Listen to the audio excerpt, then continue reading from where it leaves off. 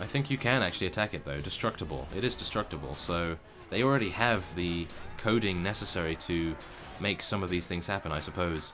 It would have to be a little bit more complex, of course, because I think if you hit one of these gates or destructible objects once, it does get destroyed immediately, so it is a little bit too easy to do that, but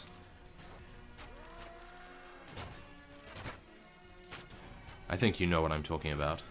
So I think it would be an amazing achievement if Mount & Blade 2 had destructible environments, although that would increase the graphical requirements of the game rather considerably, and that's not something you really want when you have hundreds of units on screen, or should I say a couple of hundred, not really more than 300 at a time. Not even that for me right now. I have around 70, but still, it would increase the graphics quite a lot. So maybe only certain areas of the particular castle should be destructible. Like perhaps the walls, all of the walls, certain buildings, and yeah, as I say, a 1 versus 1 duel of honor with the Lord of the Keep would be really cool. And then if you defeat him, you get like extra renown, and maybe you get to capture more of his men because they defect to your side. I have no idea what they're planning for Mount & Blade 2, but that's just some of my thoughts on the matter, and hopefully they will consider some destructible elements, as they already had a few, like the gates in, I think it's Brittenwalder, that had a few wooden gates and fences. And there we are, we have actually won, so I am proud of my forces for that. 31 renown and 47 morale. That will keep us going for quite a while. 457 troops we defeated, and now we have to go in and crush any remaining resistance.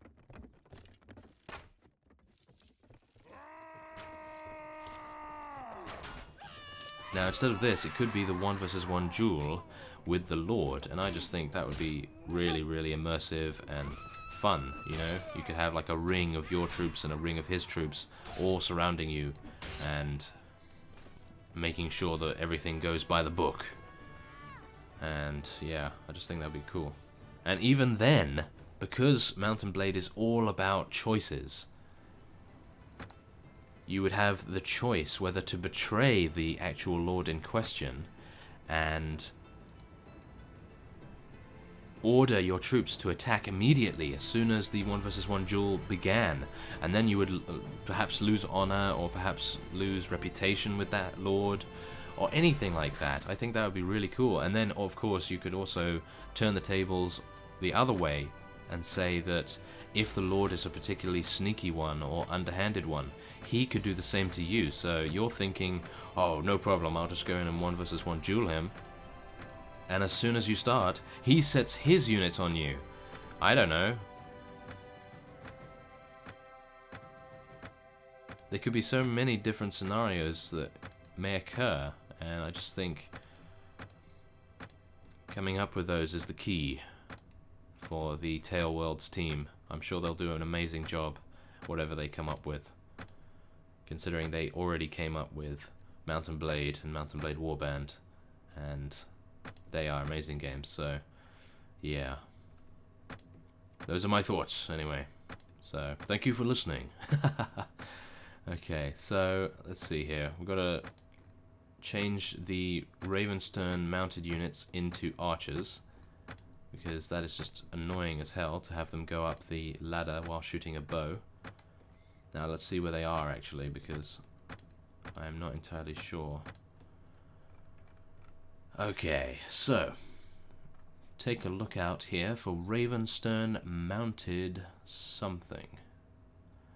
Ravenstern mounted archers.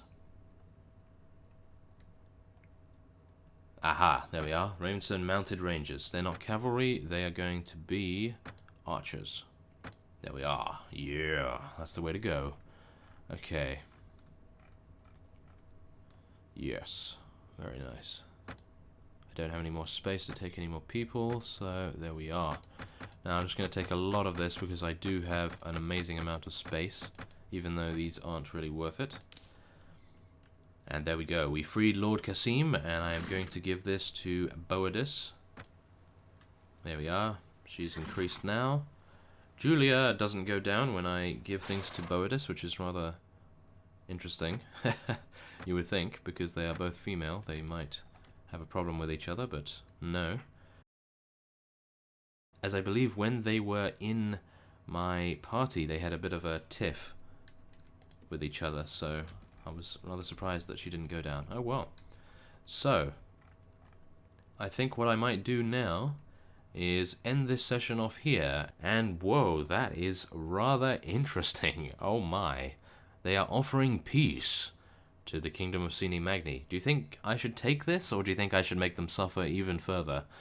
Because at the moment, we have them on the back foot, I think, because we did take back Ethos very, very easily, and we have just eaten into their territory so much that I think that's probably why they are folding slightly here.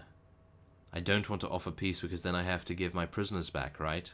Maybe. So, yeah, I'm not going to do that because I want to keep Coninger Valdis in my dungeon in Laria. I think he's in Laria at least. It's been quite a while since I've spoken to him, so perhaps maybe I should go and speak to him now. Yes, I'm going to reject this. Okay, so, as I was saying, I think I may end the session off here. However, not before we go to Laria and speak to Coninger Valdis and hope that he is embarrassed enough, or hopefully embarrassed enough, to provide us his unique weapon. I have no idea what it is, as such. It may be a two-handed axe of something, because obviously Fyrdsvain do prefer their two-handed axes quite considerably, but you never know. It might be something really cool that I can use. So, let's go to manage this town. No, manage the garrison, that's it. So, where is Coninger Valdis? Why do I have so many prisoners here? Oh my. Okay, so there he is. Let's put these guys in there. There we are. Whoa, okay. I've actually forgotten how many units I put in here. Okay, well, let's leave that. Go to the party. Speak to him. Yes. What will you have of me? No. Ah, damn. Okay. Nope. He won't give us his unique weapon just yet. What a shame.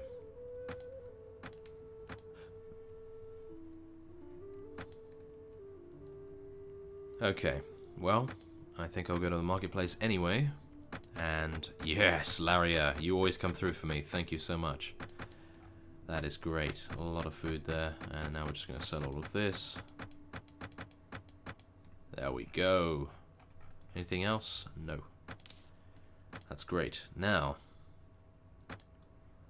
yeah, that is it. Thank you very much for watching. And next time on Pendor, we will hopefully siege Poinsbrook and take it, although they do have a large force garrison there, so perhaps not. It will all depend on what the Fyrdsvain decide to do next after our decline of their peace agreement. I would really like to take Yaviksholm or Valenbray, as I believe those are Coninger Valdis's fiefs, and that would perhaps force him to give us his unique weapon. I think it might be a good idea actually, because the Yaviksholm is rather close to Iron Oak and Falcondark, and it's rather open now.